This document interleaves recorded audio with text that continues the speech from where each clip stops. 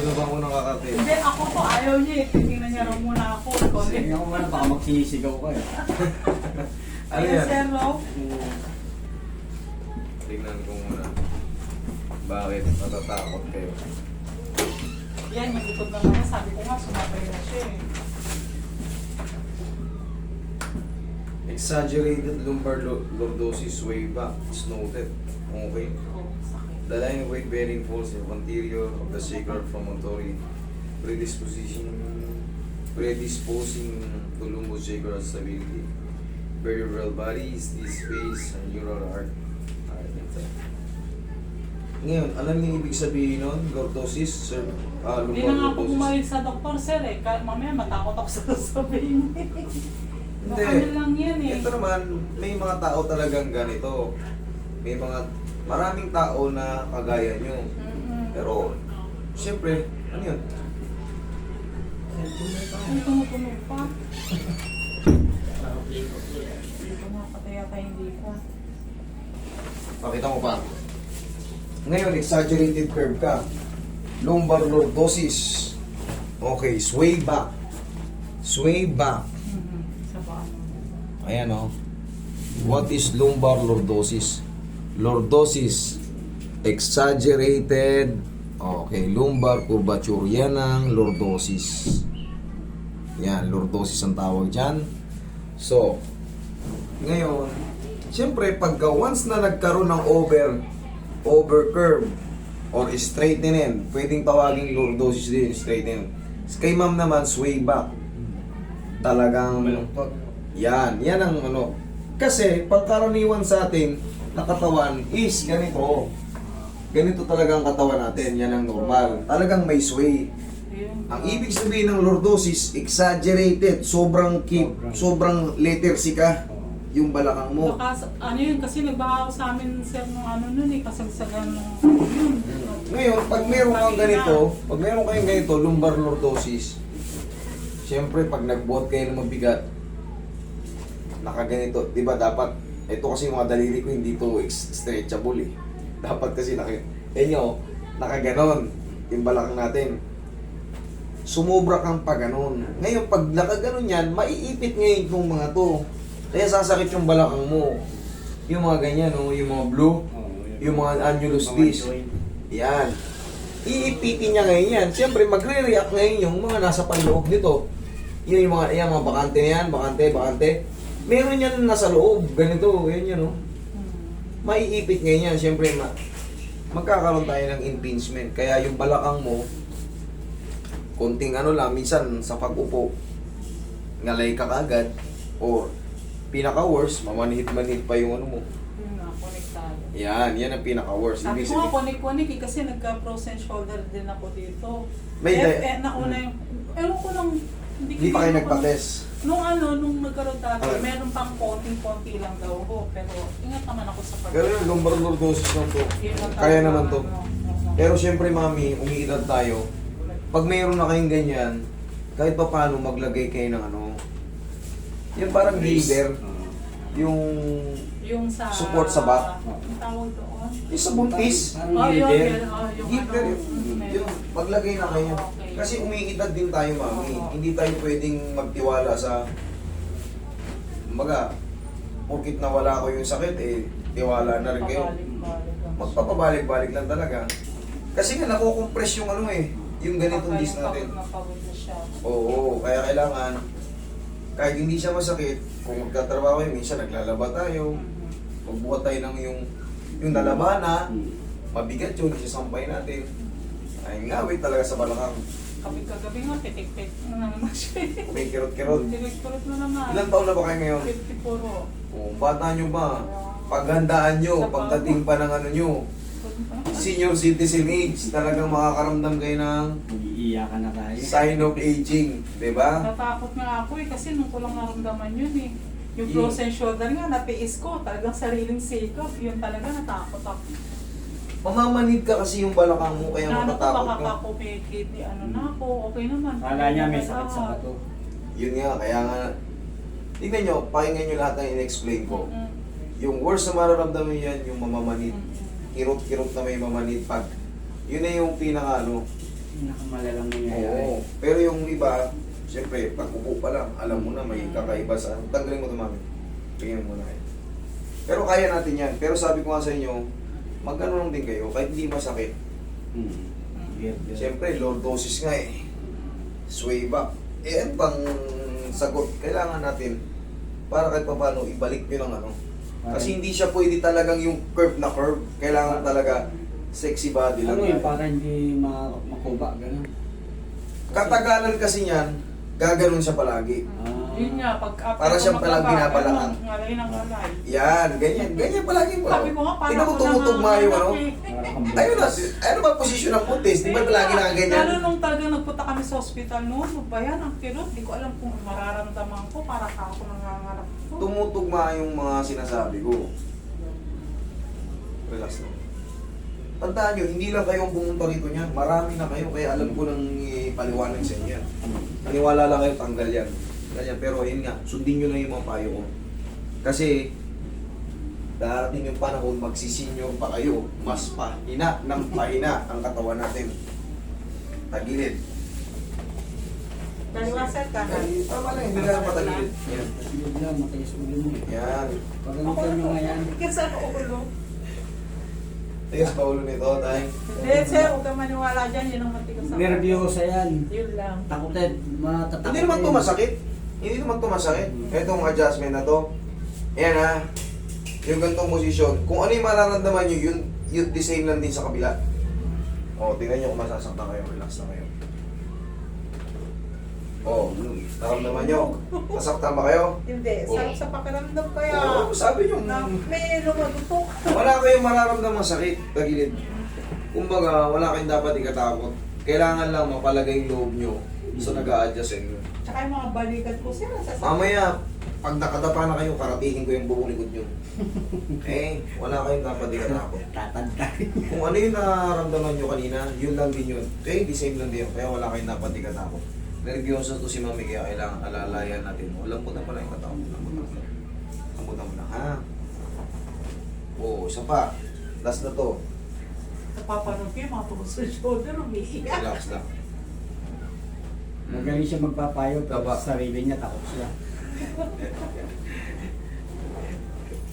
Magugulat niya pag kami nagtatanong sa kanya eh. Sinasabi niya kung ano gagawin, pero siya, takot siya. Pag sa'yo na gagawin, hindi. Ayaw mo na, hindi mo na kaya. Pero yun nga, Nervyosa nga ako kasi. may dapat to ba kayong kanervyos? Wala na, yun na yun eh. Hmm. Eto, wala na to, lambing na lang to. Oo, masakit? Hindi. Eto na yun. Ano na dapat ikatakot? Ang nervyos ang papatay sa tao eh. Siyempre, pag nag-nervyos ka, magpapalpitate ka. Oo. Ang problema, pag nagpalpitate ka, na high blood ka, may stroke ka. Pag na-stroke ka, eh, swerte mo na kung makarecover ka. Nervyosa na siya, advance pa yung isip niya. Tamang hinala pa. Oh, tapos Hindi na pa yun. nangyayari eh.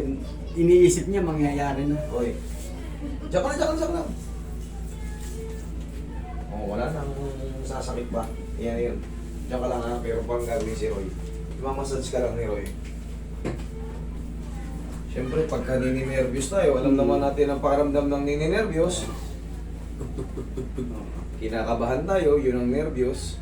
Siyempre, pag nagpalpitate ka, at may baka diabetic ka o high blood pressure ka, may tendency ma-stroke tayo o maputukan tayo ng artery sa brain. Sabi nila, ang nervous ang unang papatay sa tao. Kasi taranta yan eh, nervyos, taranta. Di mo alam yung gagawin mo, pabigla-bigla ka, bigla kang may sumigaw lang, tumalon ka kagad. Pagtalon mo, saan ka tumama? Saka yung ano ng puso mo, bibilis. Yun nga, palpitate. Bibilis. Ako nga, na-opera na ako sa Saudi, ako lang mag-isa eh. Na-opera na rin ako sa Abot ko rin yun. Tagal naman na ganun. Tagal nagpalitan ng pera. Mas nakaaway ka pa yung foreman ko. Nagmura kami ng foreman ko. Pag construction ganun, mahirap. Kasi Kasi ang init. yung foreman kasi... Kasi mga par, siyempre, di bali nang makaaway mo yung ibang lahi. Oo. Huwag lang kapwa mo Pilipino sa abroad. Oo. Susumpain ka niyan, susumpain mo siya. Hanggang sa nakauwi na kayo, magkaaway pa rin kayo. Pero pag ibang lahi, Pagkita kay mami, wala na eh. Yun ang kagandahan sa ibang lahi. Nag-away kayo, halos magpatayan kayo sa uran. Pero mamaya, paglipas siguro, oh, sadik! Eh, Hindi wala. nagtatanim ng sama ng loob. ano. Ganun ang maganda sa ibang Hindi lahi. Yun ang nagtatanim kailangan ng natin galit. ma-adapt. Oo. Pagka kasi nakapagsala na sila, Oo. or nakatalikod na sila sa'yo, Oo. tapos na yung galit, hindi na yun. Hindi ka tulad natin. kinikim-kim. Hanggang sa pinaka-apu-apuhan mo. Hanggat nakikita kayo, magkaaway kayo. Kasi mataas kasi ang pride natin. Oo. Kaya nga sabi ko, makaaway na natin ibang lahi. Oh, Hindi pa. Yan lang muna kayo. Huwag lang ibang, huwag lang kapwa natin Oo. Pilipino. Kasi sa pride natin, papatayin tayo ng pride. Ang hirap magpatawad. Pero pag ibang lahi, Ibang lahi, mamaya lang. Wala okay, na. halik na agad. Ikaw ba, Isaac? Pag nagkita kayo, balik. Okay lang kayo, ma'am? Relax. Tunog. Tunog, di ba? Hmm. Nahihilo ba kayo? Hindi. Okay, kala ako nahihilo kayo eh. Huwag kayo kagad tatayo. Upo. Huwag kayo kagad tatayo pag may Bigla, reaction. bigla. Kasi minsan may mga ano yun, may mga reaction. Lalo kung na-decompress yung spine nyo, bigla nga ano yun, huwag kayo kagad tatayo kasi baka may hilo. Pero wala naman palang hilo si Mako. Eh di sir, Inawat sir, eh. hindi pala pwede pa ano yan. Meron siyang opera sa ulo eh. Siyempre hindi ko tatractionin yan. Kahit yung likod lang niya. Pwede yung likod. Pero nagpapaano kasi kami rin, nagpapa-massage therapy. Pwede yun. Ah, Sa kanya pwede ayaw yun. niya pa eh. Siyempre, Siyempre, muna pag nag-effective sa kanya, babalikan niya sa'yo. ganito yan. Ganito yan. Yung mga ganyan. Sabi ko, hindi kung mo wala pwedeng naman videohan yan, sir. Ha? Hindi pwedeng videohan. Bakit Hindi na, nakabidyo na Ipopost nga ko sa sa, kanila. oh. butay ko po siya. Ano ko sa mga kumari ko nga, nag-ano, sige Mars, ano mo, pagkano sa mga Pupos ni sir yan, siyempre. Mamayang gabi. Kung makikita mo Ayan. yan. Meron yan. Mga Hindi pinsan mo lang ko, yung mga website nila, ano. tapos yan mo sa kumain Eh, mo. nakasubscribe nga ako dyan, Kaya di ba? nga. Lalabas yan dyan sa inyo. Pakiyan mo kay Maring ano.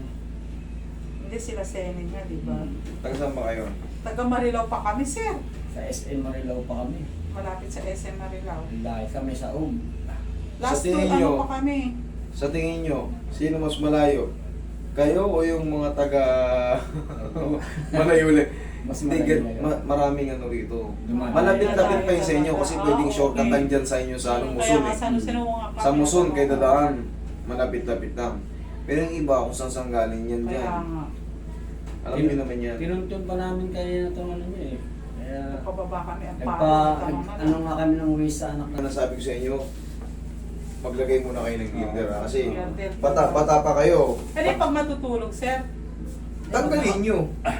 pagka may ginagawa ka lang, pagka-active ka Sa, sa... oo, pagising kayo. hapon. Mas maganda kasing matulog nang wala naiipit. Yung blood circulation natin good. Oh. Pero yun nga, siyempre, sa haba ng maghapon, maaaring nagluluto kayo, naghuhugas kayo ng plato, naglalaba, kung ano-ano, nagsasampay kayo ng kung ano-ano, maglinis ng bahay. Kahit pa paano, Oo. siyempre, alam ko naman yung daily routine ng mga magulang eh. Kahit, ligpit na ligpit. Eh siyempre, kahit pa paano, para madepensahan. Kasi nga, once na magbuhat kayo, kunyari yung mga pinaglabahan nyo, binuhat nyo, mabigat yun. Mabibigla. Eh, ganun nga yung ano nyo, exaggerated curve. Pinababalik nga kami, hindi na bumalik. Mamaya, sa tamakmak na gamot. O kaya sabihin, opera. Natatakot ako. Nainano ko pa na lang yung sa'yo dahil napapanood ko nga. Pag sinabing operation, sundan na yung baluktot eh. Kaya nga. Pero siyempre, Pero mas hindi naman masama yun, sir. masama yun lalo kung pag ganito, upo ka. Masama yung ganito, upo ka. Huwag kayong matutulog ng nakapaganito, tandaan nyo, baka malumpo kayo. Kasi meron nang pumunta niyan dito, natulog lang, lasing, nakalad. Huwag kayo matutulog ng nakaganyan. Oh. Tama. Ay. Ayan, paborito ng Okay. pwesto yan. Tandaan niyo yan. Okay. Pag gising nyo sa umaga, baka manhid na yung balakang nyo. Kasi yun, natulog, sabi nung kasama niya rito, natulog daw, gano'n. No? Siyempre, lasing na lasing. Siyempre, sa papag, nakaganyan. Tapos, yung ulo parang nakadadlad. Nakaladlad ng pag-anon. Oo. Pag gising, namanhid na yung balakang. Oo. Wala na. Kasi over-compression na eh. Pero kung natutulog kayo ng pag-ganito, Yan, pwede yan. okay lang yan. Pero wag nyo lang ililiyan. Yung nakaposisyon pa ganyan. Eh, yung padapa, sir, okay lang din yan. Sa padapa naman, okay lang din yun. Okay lang din yun. Huwag lang talaga Huwag lang nakasqueeze. nakaslan. Oo, huwag lang nakaslan. Tapos yung leg nyo, syempre, minsan pag lasing tayo, Oo.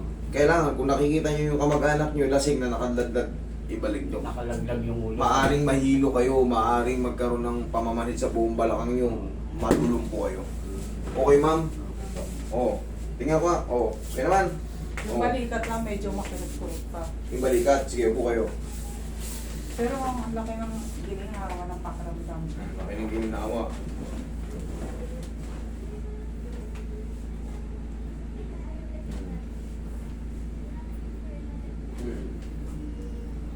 Mhm. Frozen shoulder ko lang. Meron pang ako. Wala na eh. Naiaangat na eh. Ang frozen shoulder, hindi ba angat? Yun, oo, ganun talaga. Umiiyak ako. Pero ito sa inyo, wala na. Wala Perfect na, na. parang ano na lang talaga. Baby na eh. Sariling sikap na lang talaga. Very good kayo. Normal na. Talagang ginamit Okay, niya ako sa mami, magbuwili kayo ng girl dala. Girl Ah, dala. meron sir sa mga anak